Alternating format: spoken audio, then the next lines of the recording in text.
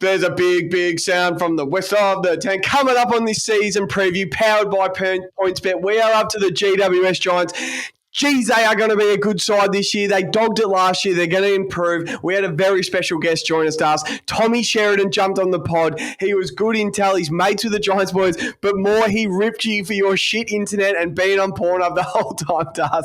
And he was funny as about it. How are you, Dobe? Jev, I really should have got off it. I had you boys there. I had my notes, and then I had a couple of Brazzers split screens. So the internet was humming. So we apologise for some of the audio. Once I got out of that, it was awesome. So it was awesome to chat to our mate. Jev, you know where to find us at 100K Sports. Like and subscribe. You guys can find us on Apple, Spotify, or YouTube. Like, share to your friends. Guys, it's a great pod. Some good intel, some horrendous audio, but we hope you guys get through it more. Please try and clean this up. Make sure you follow us on Instagram as well, at 100K Sports. Send it to a mate, send it to a friend, send it to your dad, send it to your nan. Come on, it's a good pod.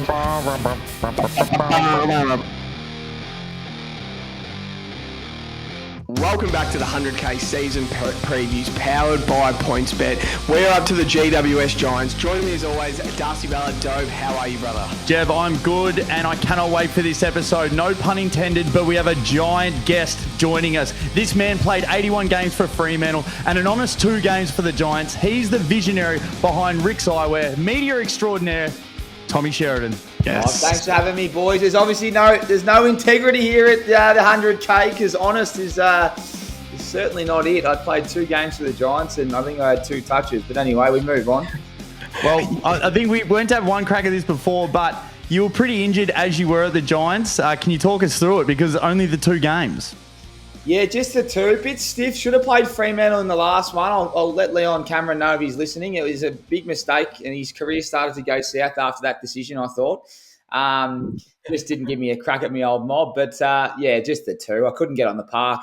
Nipped the tendon in the calf. Just had a full pre-season. Was actually flying. You'll notice one thing at the Giants, and we'll talk about this in a second, but they train harder than I've ever seen.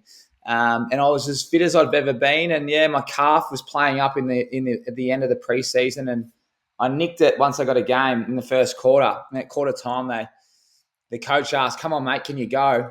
And I said, "Leon, I think I'm all right, but it's like a crampy feeling." Which, if you ever feel a cramp at the start of the game, you've nicked your calf or your hammy. Just that's a little hint for anyone out there that's feeling the crampy kind of symptoms. But so he goes, "Well, can you sprint?" And I was like, "Well, yeah, I can sprint." And I took off and completely fucked me tendon. So I should have just stopped there and started selling some sunnies. Speaking of sunnies, boys, I got the brand new lenses here. That they're not the sunrise orange lenses. They're actually the purple lenses. I have to send you boys. Someone's a bit bright in the apartment today. They look incredible. Shining on me here for the 100K. They look that good. It. But anyway, Tommy didn't get a kick. But I know the boys better than anyone. So when it comes to talking shit and podcasts and footy, I feel like I know the boys well. And they are primed for a big year. I'm excited. I'm excited to hear your knowledge on the Giants. So we can't wait. So we'll pretty much crack into it. We can spitball and talk some shit, some Super Bowl stuff at the very end for the purists that actually want to hang around. But they finished 4th last year, finished 15-8. In week 1 of the finals, Jev, they were up by 3 goals at 3-quarter time against the Swans, end up dogging it and losing by 6 points. And then the next week against Brisbane at home in the semi-final, again, what looked to be an unbeatable 5-goal lead at 3-quarter time. The Lions storm home. I'm losing, Darcy. Darcy, your internet must be fucking as bad as my football career. No, mine's Mickey Mouse. So next week against Brisbane, Jev, in the semi-final, what looked to be an unbeatable 5-goal, 3-quarter time. The Lions storm home to win by 5 points. No doubt, end of the season, the Giants want to quickly forget. But let's turn to 2025, Jev. Who are the competition A-graders at the Giants? Who do you have? Yeah, so I'll start. Jesse Hogan. He's an absolute stud, competition A-grader. Kicked 69 goals last year. Kicked 5 goals, 1 in a final against the Lions. I think he wears the crown as the best forward in the comp going into 2025. He's a monster. Do you agree, Tommy? Do you have Jesse Hogan as an absolute comp A-grader? Comp A-grader, boys. Absolute lock. You can pick a few up there. Toby Green's an A-grader, in my opinion. Tom Green is an A-grader. Sam Taylor is an A-grader. And Jack Buckley's not far off. I'll give him 1 more year, but I've always thought the way he fights and scraps, he's very hard to beat. He's an Alex Pearce type warrior. You match up on them, and they just get the job done every single week. They've got A-graders across the field, and probably Brent Daniels, he's probably an A-grader as well, to be honest. The pressure and the skill and the speed, you don't get much better than that. That's why he's got a long-term contract. So a lot of A-graders, and if there's, whatever the level below it is, there's a lot of B+ as well, Yeah, so I also had, as you said, I had Sam Taylor in my comp A graders. I think he's a top 3 key back in the comp. I feel like he's the most competitive key back in the whole league as well. And agreeing with you, I had Tom Green as my third. Still a stud. I'm going to keep him as a comp A grade. Absolutely love him. Who did you have, Das, as your competition A graders? Yeah, Jev, I had the 4, Jesse Hogan, Sam Taylor, Toby Green, and Tom Green, your man. You have to double down on him for the Brownlow again this year, Jev. He's an absolute gun. But as we said, all the good teams have a million competition A grades and then a heap of position A grades, which we'll get into. Who do you have as position A graders, Jev? So, Tommy, this is pretty much blokes that you might not put in like the competition absolute best, but in this position, they could walk into any side and start. So, Jev, who did you have for this? Yeah, so position A grader, I've gone Toby Green. His season last year compared to his 2023 season were chalk and cheese. We know how good he is, but Father Time is undefeated. This is a schmozzle. Can we turn the Wi-Fi off your phone? And who's at home with you? Tell them to get off the Call of Duty or something. You look like me playing Call of Duty, and my sisters are online on MSN back in the day, and I'm losing me marbles because there's a huge lag. Yeah, Das, your internet's fucked. Anyway, position A graders, I'm going to go Toby Green. I know you two had him as comp A graders. I'm going to go as a position A grader. His season last year compared to his 2023 season were chalk and cheese. We know how good he is, but Father Time is undefeated. Was he carrying a niggle last year? Will he get back to his 2023 form? I'll never forget how emotional he was after that 1 point prelim loss to the Pies. Like, absolutely bawling his eyes out to his missus. Did he know that like he could never ever hit that form again? Was that his absolute peak and he's the hardest he's ever trained? Last year he wasn't competition A grade good, and I'm being harsh on him. I fucking love him, but I've got him position A graders. I've also got Lockie Whitfield, average 30 touches a game, an elite kick, easily top 5 halfback that would play for any team in the comp. Tommy, you got any position A graders? You gave about 8 comp A graders. They can't all be comp A graders. Who you got in position A graders? Darcy Jones, boys. Darcy Jones. He wears the kid with the lid, as someone once called him, but he is as classy as I've seen. You don't see many put on pressure, the way he moves. Him and Brent Daniels, they are slick. I think Brent Daniels, Binger's got the best sidestep I've ever seen in person. I don't say that lightly. And on tally, I haven't seen Jonesy play live, but every time I watch him, he's one of my favourite players to watch. And if we're going to talk about the forward line in a second, I'll get a bit excited here. But you talk about the players around him. He'll see the worst of. I don't think they're going to have many defenders that can go with him because they've got to match up on all the others, and we'll get into them in a second. So he's someone that is very underrated and. Position-wise on the ground, he's going to be a nightmare. Can you boys hear me? I've just got out of LimeWire, Brazzers, and YouPorn, so I hope you boys can hear me. No wonder you're clear as day now, mate. Is it actually? Yeah, you're back. That's unbelievable. Yeah. For anyone that might not have heard, because it might have been edited, but Das was talking to us and he went lag and then tried to repeat. And I decided to, as a guest, to take over and say, boy, should we start again? And he gave me a serve. He said, you're kidding. It's our show. Sit there and let me run the show. I go, mate, you're lagging.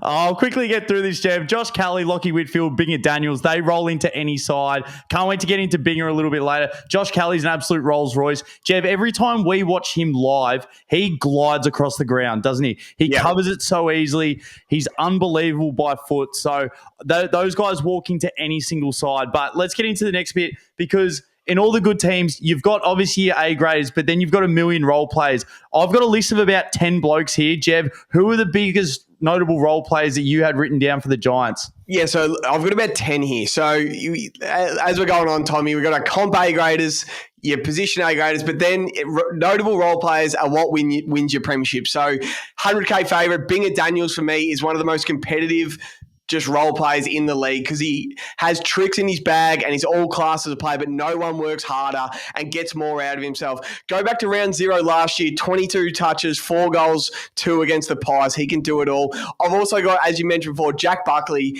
is another one of my favourite players in the league. I would absolutely love him at the Swans. He's just a competitive beast. Defends his fucking ass off like his life depends on it.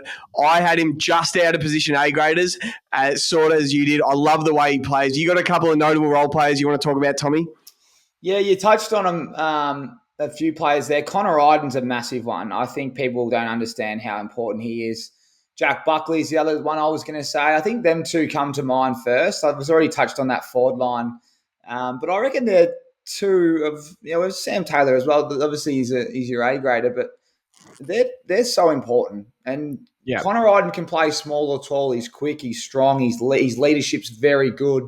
And inside the locker room, he is massive. So, I'll go with Connor Iden. He's a star. I've taken 2 from each saying. So pretty much to go on what you boys said, Buckley and Iden, they do what they have to and let Sam Taylor play how he needs to. Then you got Lockie Ash and Callan Ward. Like, I think, Tommy, I'd really love to hear what you have to say about Callan Ward. Like, he was just like the brute inside, and now he's had to play a lot more outside. He played like pretty much wing most of the year last year, and like actually just had a really good team role. And then you got like guys like Toby Bedford and Xavier O'Halloran that just come in and do what they have to do. They don't have to get 35 disposals. They're just trying to pressure. Or Xavier O'Halloran, he tries to come in, just hit the scoreboard. But how have you seen, especially like Callan Ward, like being there at the club with him, how he was pretty much like the best at the club, and now he sort of had to take a little bit more of a backseat and play just a little bit more of a role?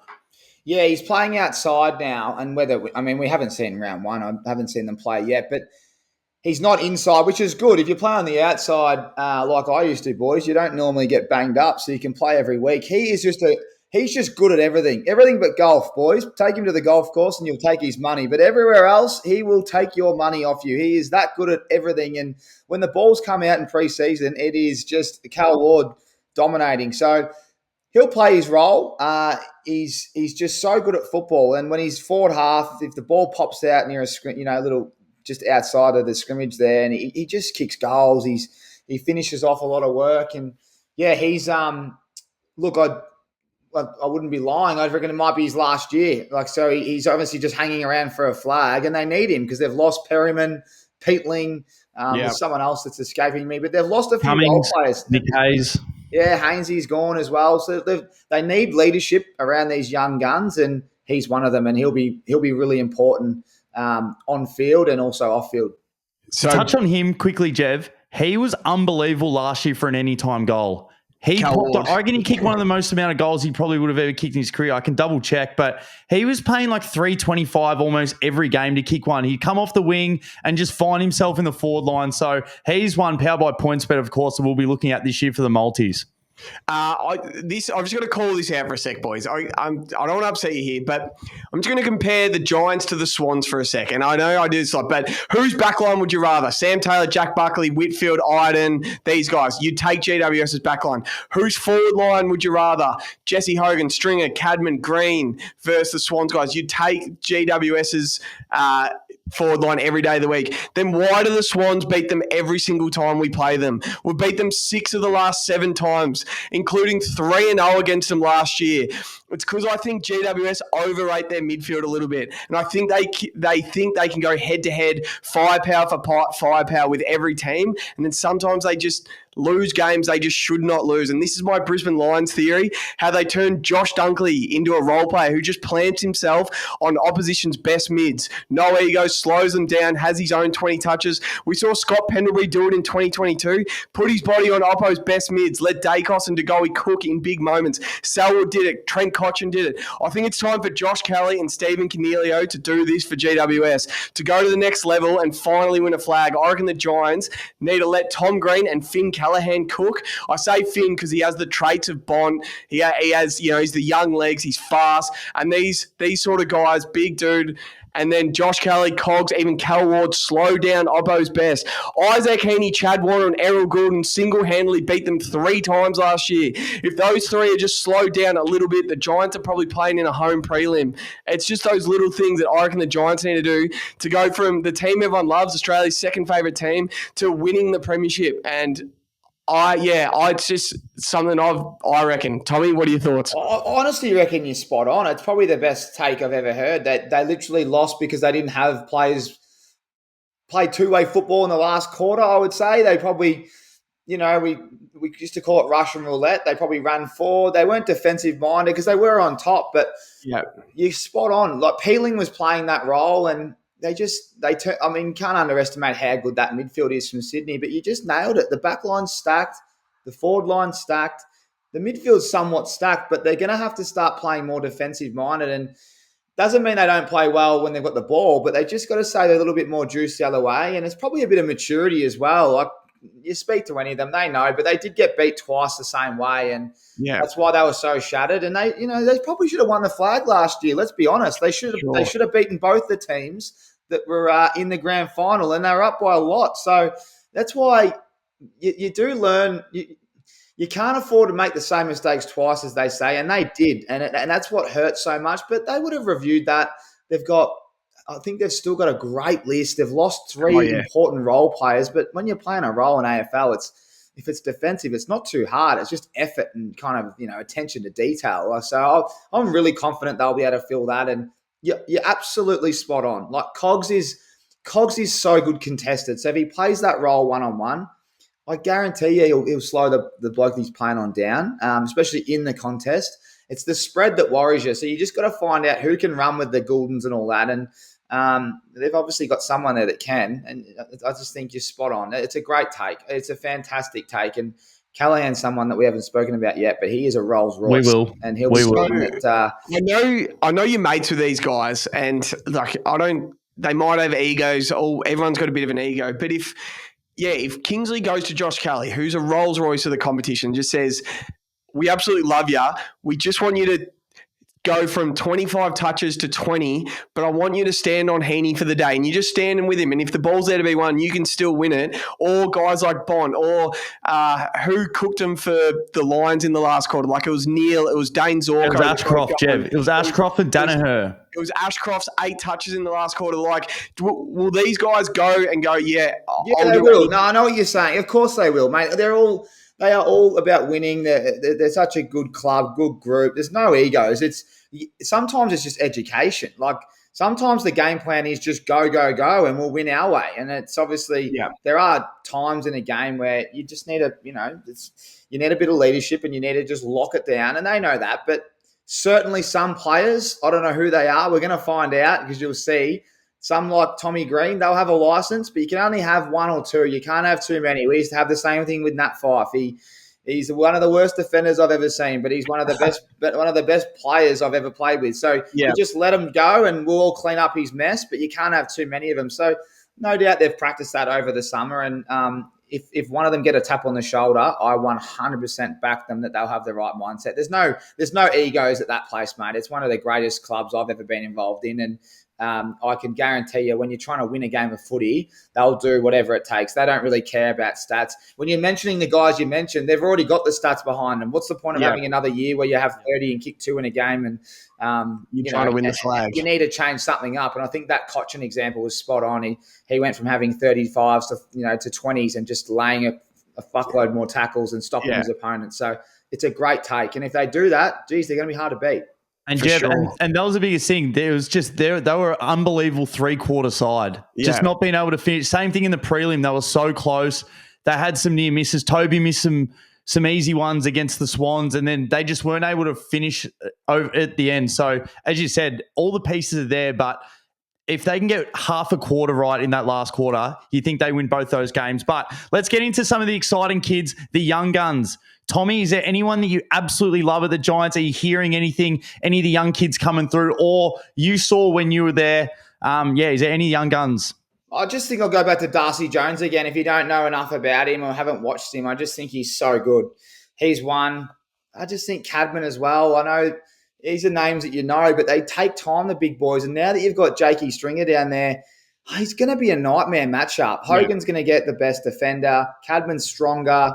He's more experienced. He's more confident. He won't have to do too much. He's got Toby Green down there, Stringer, Binger, Jones. Riccardi comes off the bench. It's going to be just I can't wait to see the development of Cadman and Jones this year. For sure. Yeah, one I want to see a heap of this year, and it is a hard place for it to crack, but Lee Kalir, I reckon he's got it. 23 years old, 194 centimetres. Remember that game against the Cats at the Cats last year?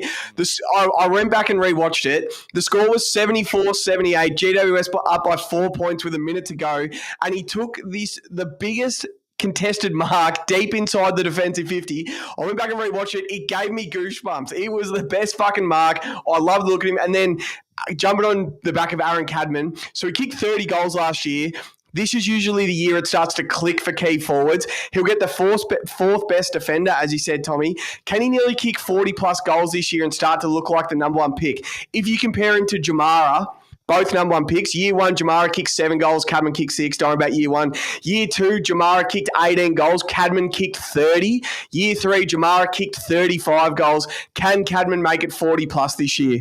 So he's the man this year. Das, who'd you have for Young Guns? Jev, it's like we had the exact same notes. I said, same thing, Cadman. How can we not talk about him?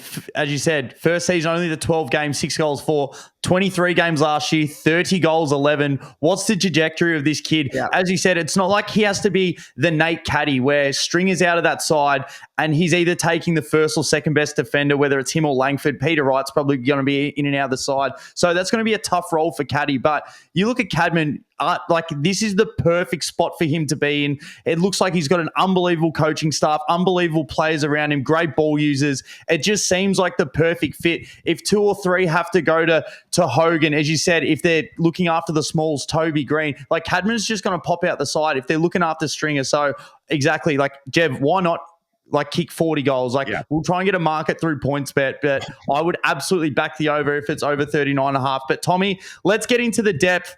You've been real keen. Our phones have been blowing up. I can't wait to talk about the forwards of the Giants. So let you cook. Well, I just don't think you can get it out, boys. I don't think you can get it out. It's a bit like Das last week at the bar when they got the free tab. You just can't get him off or away from the bar. You're just locked in. He's got his bet slip up, showing everyone around, drinking his Jack Daniels or whatever he's drinking. He was just flying around when the free drinks were around, and that's the same thing. You just won't be able to get the ball out of this forward line. I don't think people understand how good this forward line is. Brent Daniels, he has a long-term contract because he's very good. I'm pretty sure he won a Blazer. I don't look at the individual awards, but you can correct me if I'm wrong. Did he not win All-Australian last year? No, he was snubbed. Okay, he got rolled, but who cares about the selectors? In my books, he's there. So he's an All-Australian in my books. And then you've got the young gun that I told you about, Jones. This pressure they apply is very good. Now, when you watch football games, you've got pressure and then you've got no skill. Like you just think about players that play pressure roles. Like a lot of them are just speed and tackle and they don't know really how to use the ball. Well, these guys have got it all, right? So that's the smalls. Then we go Toby Green. He can do, he might even, who knows what he'll do. I don't know what the boys are doing yet. I'm going to go watch them actually Friday because I'm in town. They're going to play your boys there. So we'll go see how Sydney and Giants go Friday at 10 a.m. I think I'll be watching there. And I'm going to see how they go. But they might flip Stringer and Toby up at centre square bounces. Who knows what they'll do there. Awesome. So it wouldn't surprise me if they have a little bit of centre square bounce time. And then when the ball comes in, Hogan, Cadman, as I said, if one of them are on the bench, Riccardi, he's amazing on the lead and he's a dead-eye dick. So and then you've got Stringer, who we haven't even spoken about, who's meant to be in the best nick of his career. And he's up there, he's living with the skip. All reports are, they've just got a lot of chemistry going. And look, I'd back all of them one-on-one. So, sure. When you've got 6v6 up there and the ball's pumping in there. I'm so excited for the forward line.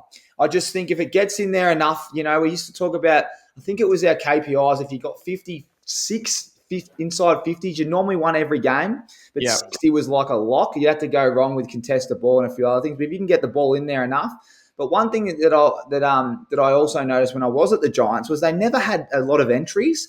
They were just really efficient. Well, that efficiency might go up this year. So if they can just pump it in there a bit more, then they're going to be very hard to beat. So I know the backline's stacked. I know they've got Tommy Green and the midfielders. I mean, their midfield's pretty stacked as well. Yeah. It's going to come down to the balance on the wing. But that forward line, it's going to be hard to match up on again. I mean, I'll ask you two. You guys are the footy, gurus. What backline can stop them? Tell me a backline that can stop them when they're all fresh. No, none. It's legit. It's a midfield just not letting it get in there, basically. That's my point. And Cadman, these big boys don't grow on trees. And when they go pick one for a reason. And when they start dominating, you can't even put two on them. So if that starts happening this year, well, good luck. Yeah. Yeah. I hear. What do you have for depth, Das? Yeah, so like some notable admissions from the Giants. We pretty much touched on it. Harry Perryman, Isaac Cumming, Pete Ling, Nick Haynes gone. But what they've lost in size, Jev, if you sit up a little bit, what T-shirt we got on? They have gained in their small. So I've got 5 players. Jev, the average height is 176.2 centimeters. These guys are tiny. So they've obviously identified it's them and the Hawks that are like, this is where the game's going. So Binger Daniels, Bedford, Harvey Thomas, Darcy Jones, Felix Goddard, like they've got all these smalls and it's like, looks like, I think like Carlton, we only have like Motlop and Durden and neither of them can get to the crumbs of Charlie and Harry, which seems to be the easiest job in the world. And like a lot of teams are struggling. Like Essendon have used their first round pick on Kako. Like we look at the Hawks, how they go and get Nick Watson with a top 5 pick. And these guys seem to have 5 or 6 guys. I think there's another guy they drafted late last year in like the second round, and they're just littered with this small talent. And even when we watched the All-Stars game the other night, and it just almost goes to show it's like they don't have to like teams don't have to have a massive like presence up forward. And as long as you've got like a small hunting mosquito fleet, how well you can do. But the fact that they do have unbelievable big forwards and unbelievable midfield and defense, and then these guys to go along with it, it's going to be a headache towards the back end of the year, especially for coaches to see. It's pretty much whoever's going to be the fittest and who's in the side will play. So there's going to be some very unlucky people. But these players, if they go out and dominate, if they can't get a game of the Giants, they could almost put their hand up and they'll get traded to another team on probably big bucks because it looks like this is where the league's going and it looks like the Giants just have so many good smalls. So I can't wait to watch them this year. Jev, what do you have? I've just got one depth question. So, yeah, we love their depth, their backline depth, their key back depth. We love their half-back depth with Lockie Ash, Whitfield, Harry Hillenberg, these sort of guys. We love their forward line. We love their midfield. The only depth question is the ruck. It's Kieran Briggs and then it's Lockie Keefe, who I trust as much as a fart in Bali. I don't trust him. I trust Kieran Briggs a lot, but he does look like he gets banged up and slows down. Do they have any other ruckmen on the list, Tommy? Anyone I can trust? Anyone that you want to see? Oh, you've done me with the Keefe call, mate, in Bali. Oh, gee whiz, that is outstanding work. That is very stiff from Keefe. The rucks, mate, they're useless anyway. You don't even need them. Just get Sean Grigg back from 2012 or whatever it was. Yeah, you're right. Briggsy. I thought Briggsy. He's unbelievable. I think he come back in okay shape last year, and he probably wasn't at his best at the start of the year. But from all reports, he is flying now. So I'm very confident that he can hold it down. I think he's a very good ruckman. Like when he gets going, I actually spent a little bit of time with him when he was starting, and his centre square bounce work, the way he can just get up is very good. And then now he's got on a bit more size and confidence. He'll be fantastic. So hopefully he stays fit, and Keefe, he'll play his role. Don't forget how good Keefe was. I think that's a bit stiff. He almost won him the game against Sydney when I watched that game, that qualifier when they just got beat, Jev. I reckon he almost single-handedly got him back in the game and got him going, and then he obviously just was a bit wayward in front of goal, but that's all right. He'll fix that. I just want to make a little apology, but I forgot to mention Snooze, Bedford. Toby Bedford is another guy that just escaped me.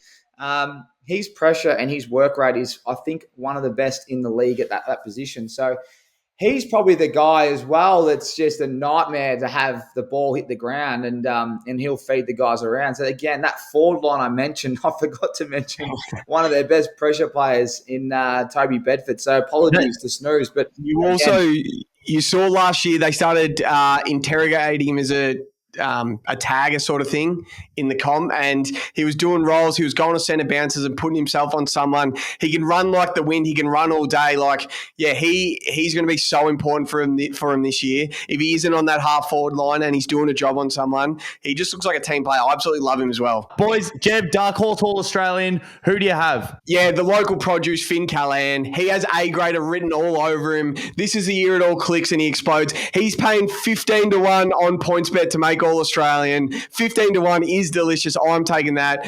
The other one is Jake Stringer, who I can't find odds on for All-Australian, but we've got some funny sourcing about Jakey Stringer. All he wanted to do was just go up to Sydney and start drinking piss, and Tobes had to grab him by the scruff of the neck and say, you were cutting out the piss at the Giants. All you do is drink piss.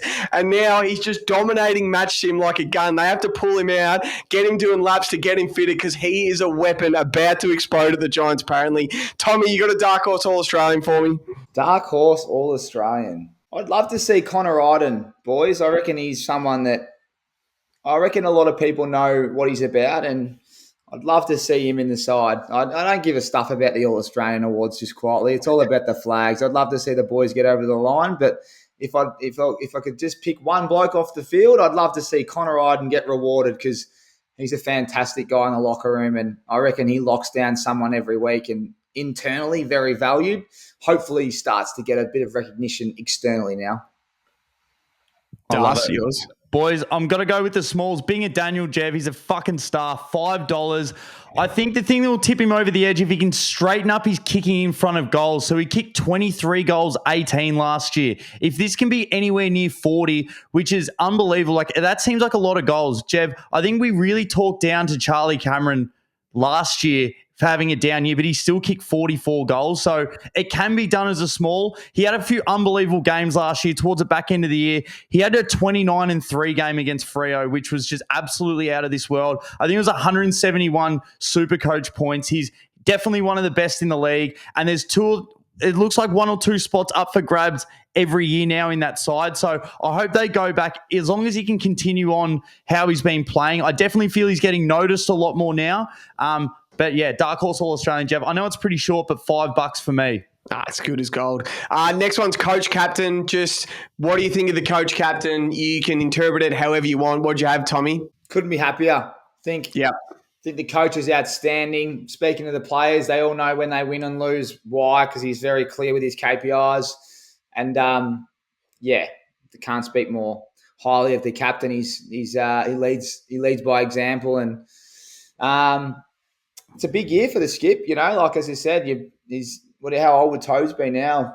My age, 31. So 31, 32, yeah. I don't know how long, you probably play to your 35, 36 if you're Toes, if you want. Maybe, I don't know how modern medicine, but this is the window. So this is the window, and you couldn't be happier if you're a Giants fan with what you've got at the top. It's as good as it gets.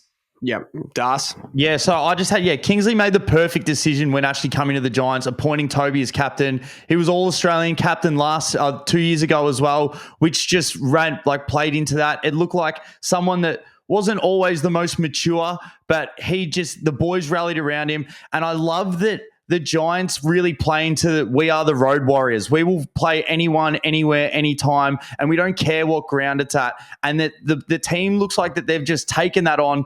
And I just love that they seem like an old school captain coach. Whatever Toby might not say to the media, or maybe he's not as outspoken as Darcy Moore, but he does it on the field. Sometimes he doesn't have to say it with words. He does it with actions. And it looks like that Kingsley just backs everyone up. Like we've spoken to Finn before when they were down at quarter time, Jev, against Brisbane. And he literally took them in and gave them an absolute serving. It seems like they're just, a very old school captain coach.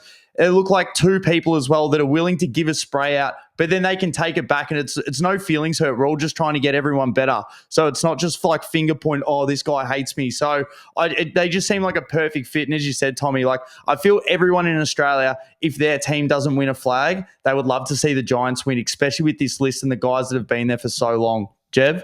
Yeah, it's just jumping on you blokes. It's a top three coach captain duo in the comp. We all love Tobes as a leader. Everyone knows he's a leader, plays like the captain. I'd love to play for him. And Adam Kingsley is just perfect for the Giants. Funny bloke, he gets along with the players, but he's also as tough as a $2 steak and will hit them in between the eyes when he has to. But do we blame coaching or do we blame leadership on the field for the two finals collapses last year? I don't know. You can decide who you want to blame, but can they fix that this year? Let's get into the strength of schedule. You had to look at their schedule, Tommy. You wouldn't have. We'll go through it, boy. You can tell when they're winning and losing. I'm just trying to get over this tough as $2 steak and as bloody trustworthy as a fart and barley. I just think you boys are cooking right now, cooking like Darce's laptop, just overheating. Mate, I've just got that much Lisa Ann on this thing, and it's just Who's that? Yeah, you'll know. So if we look at the schedules, boys, so Fox Footy come out, Tommy, with a ranking, depends on where you finished last year. So number 1 would be the easiest ranked schedule. 18th would be the hardest. So the Brisbane Lions have the 18th, which is pretty self-explanatory. So the Giants, Jev, have the 12th ranked schedule. So the 12th hardest. What have you written down for their schedule? Are there any games that stick out to you? Yeah, so the start of their schedule is really good. It's a mix of teams they'll just beat and then teams they're going to finish around in the 8. So start with Collingwood, Melbourne at the G, Hawthorn down in Tassie, West Coast at home they'll beat, St Kilda they'll beat, Adelaide they'll beat, Dogs in Canberra, it's always a good game. Then they get the Swans at the SCG, the Cats at GMHBA, which they love going to, Freo at home. So if they're good, it's a good schedule. You know, they'll win they just win games. They're not going to drop to many bad teams. Yeah, they do have this tough 4 weeks from rounds 8 to rounds 11. It's Swans at the SCG, Geelong at GMHBA, Freo at home, Carlton at Marvel. That is a tough 4-week stretch, but they'll probably be, 5-3, 6-2 going into that game. So they're going to be good. They get the Eagles twice, which they'll love. The Suns twice, who they own. Swans twice, who they need to start beating. Cats twice, who they always play well against and always beat. It's a good schedule. They're going to be a fascinating team. Yeah, I just love Jev. No matter where they're at, it come down to the point end of the season. And if you're not secured in that top 4, it's so up for grabs. Like we look at the Blues last year, almost having to win all those last games to make it through. But their last 4 games are just like they would love this. If they have to win them all, they've got to go through the Dogs, North, the Suns, and then St Kilda. So if they really have to rip through and have 4 games to really take it home, I reckon that they would absolutely love that. Same thing. I just look at every single one of these games, and I can't convincingly say that the other team's going to win. Even, as you said, Jev, when they versed Geelong down in Geelong, they played an unbelievable game there. I'm pretty sure they've won their last 2 down at GMHBA. Yeah. So I love their schedule, unless if there's something horrendous goes wrong with injuries and stuff. Why not? Why not finish top 2 again? And they just have the finals have to run through the Giants Stadium. So anyone in the gun, Tommy, is there anyone you want to either give a pump up to? You'd probably give more of a pump up. Is there anyone that you just want to just stick a rifle in between their legs and just get them to go for season 2025? Is there anyone in your gun? No, not really. By week 4, I always say give us 4 weeks. It's really hard. I think they're a complimentary team. Let's not forget last year, as I said to you, they smacked both teams that were in the granny and pretty much didn't play a fourth quarter. So they, How many points were they up by? 30 points against both of them. Like you guys would know. Yeah, they were. Like that's hard to do with a quarter to go, and it's almost impossible to lose. So they don't need to do much different. They just need to just make sure they're fit, available, and I just looked at their schedule to finish. They play North, the Suns, Essendon, West Coast, St Kilda's the last game. Like their games after the bye, I think those teams would be better. Like I actually think North would be good this year, but they're not going. No games are easy, but they are. If you go by last year's form, they're not the toughest games. And if they're going to win, if they're going to win a premiership, they should smoke those teams. So I like their schedule. It's going to come down to those teams that you spoke about, the Geelongs of the world, and even the Doggies. I think they play them twice. Who knows where the Dogs are at this year? Yeah. The Dogs could really improve with their young guns, or they could really slide. I don't know. They've got a couple of injuries. I saw Waitman's out today for half the year. Yeah. I think our man Adzi Trelaw's been battling a soft tissue. Jamara, is he going to play? That's a lot of good players not playing. If they start poorly, that might be an easy game at the end of the year and the start of the year. So I'm pretty confident with their schedule, and I like that they have a hard matchup because then they can jump those teams and secure that top 4. Jev, who do you have in the gun? Yeah, I was going to go Jake Stringer or Aaron Cadman. but I spoke about him before. I'm going to go my man Tom Green. I think he's a freak talent. He has top 5 in the comp potential. His numbers are off the charts. He averaged 30 touches a game last year, and he had 33 and a goal in the finals lost to the Lions and 32 in the finals lost to the Swans. So can he turn those games into guaranteed wins? The games he dominates need to turn into wins. Can he kick 20-plus goals? Can he win the Brownlow? If he lifts that little bit more, does he have Brownlow written all over him? Like I thought he would last year. I just want to see when he has his monster games, it just turns into guaranteed wins like the best players do. When Bont has a say on a game, it's just a win. When Nick Dacos has a say on a game, it just turns to a win. So, yeah, I just want to see that from Tom Green. Just go up again. Go up another level again. Who do you have, Das, in the game? Jeff, I've got to go out, man. Finn Callahan, the local produce. This is your team now, Jeff. I think you hit the nail on the head before. It's like, can they get Cogs, Kelly, Whitfield, these guys to be a bit more role players and let the young kids shine? So this is year 4 for him. He was picked 3 in the 2021 draft. Talk about someone that actually has all the tools. There is some games when he's on fire. He genuinely looks like one of the best players in the comp. I know because of his size, he gets compared a lot to Bond, but I'd love to see if he can hit the scoreboard a little bit more. He did against that Brisbane game, Jev, before we got him on the pod. And then we're like, this is unbelievable. He had a few really good games against the Blues, and he's just an absolute gut runner. He's a big size. I would love to see him this year just really take over. And it's pretty much in the middle. As we said, it's always when you're talking about it, it's Green and Callahan. So I really hope that he can really push through. He's an awesome kid, so wishing the best for him. Jev, I know you'll probably have one first. Tommy, whether you want to get the points bet app out. Jeff, the best bet on the board for the Giants, is there something that sticks out to you? So I'll give you the odds from our friends at PointsBet. So to win the premiership, they're $9. To make the grand final, they're $4. Minor premiership, $8. To make the top 4, $2.25. To make the top 8, $1.40 is an absolute lock. Jesse Hogan for 50 goals at $1.90. There is your staple to start every single one of your multis this year, wherever you want to chuck it into. If you want Larky in there, if you want Sarong All-Australia, I don't care where you're starting. You start with Jesse Hogan, 50 goals, Jev. As you said, I don't think we've touched on him enough. Have you seen a more dominant performance one-on-one last year? I think Brendan Cox is still sleeping up with his light on because he's that scared of Jesse Hogan. I'm pretty sure they're just going to put him on ice that game. Jev, I think he had 15 contested marks against that game. It is unbelievable. So Jesse Hogan for 50 at $1.90, that's the best bet on the board. In my best bets, I think all of these win. Jesse Hogan for 50 goals is $1.77. Jesse Hogan for 60 goals is $2.75. He kicked 69 last year. So for 70 goals, we're getting $5.25. To win the Coleman, we're getting $6. And to make All-Australian, we're getting $2.75. I think they all win. I think he just kicks snags this year. And lots of them. When he's 10 metres out directly in front, you just can't stop him. He just clunks them. And he's one out in an island. So the next one, their floor of wins. If everything goes wrong, Tommy, and, there's a couple of bad injuries and they lose a couple of close ones, what can you see their floor of wins being? So they went 15-8 last year. 13. Yeah, I've got 12-13. If everything goes wrong, I still think they're a 12-13 win side. What do you have, Das? Yeah, I 13-14. I see that I can't see them not making like the 8. I actually can't see a world in that they don't make the 8 this year. Yeah, they're so deep.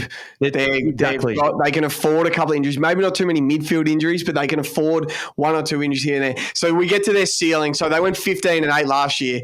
Their ceiling's 16 plus for sure. Yeah, I'd 17-18. Like, you've just got these sides. Like, as I said, we just did a Port Adelaide review. They've gone 17 wins, 10 wins, 16 wins, 17 wins. And that's Port Adelaide. You link that up to what the Giants are. Yes, I know the Giants they've got to play on the road a little bit more, but they can easily win 17 games, especially looking at this list, and their schedule. So I've got their ceiling 17, 18 wins. Tommy? Yeah, I think something similar to last year. Let's not forget how even this competition is. I don't like the market personally. I'm not saying that don't touch it, but what they did last year is fine. I think 15. I think the line's 14.5. I'm looking at here. So you take the over. But geez, you'd be nervous because it could come down to the last game. And 14 will be enough. This league is so tight. Like besides from two teams, maybe 2 teams, West Coast, Richmond. I reckon every team can get you. Yeah. I hear you. So that's When the you next play, question. So we always finish with the over-under. Are you going to go over-under? Because I'm absolutely... So this is pretty much, if we gave you $10,000, Tommy, to bet with, you had to put on the over-under where you put the money, because I'm going the over. I've got them finishing in my top 4. Definitely. I think they finish top 3.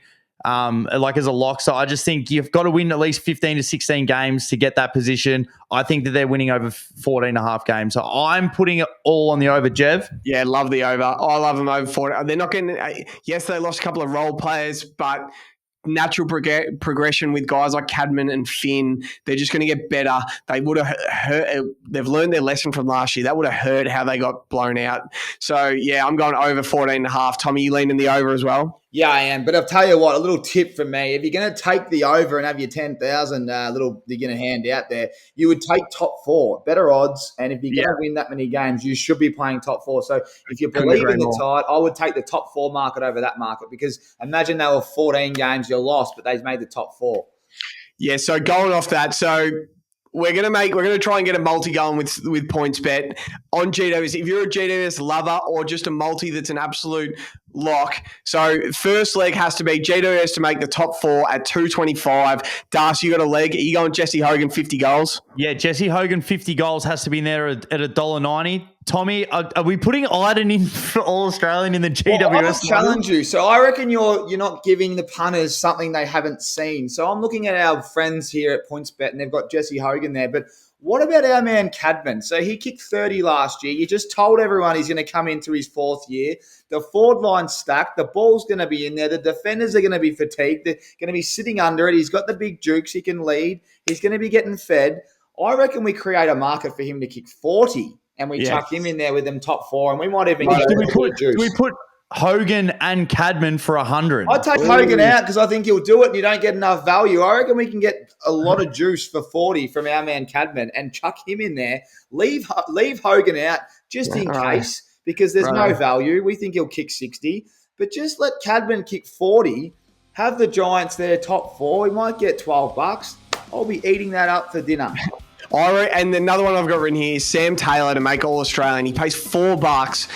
What, you'd say he's top 3 with Wiedering and Harris Andrews? Alex Pearce as well. So you got 4 there.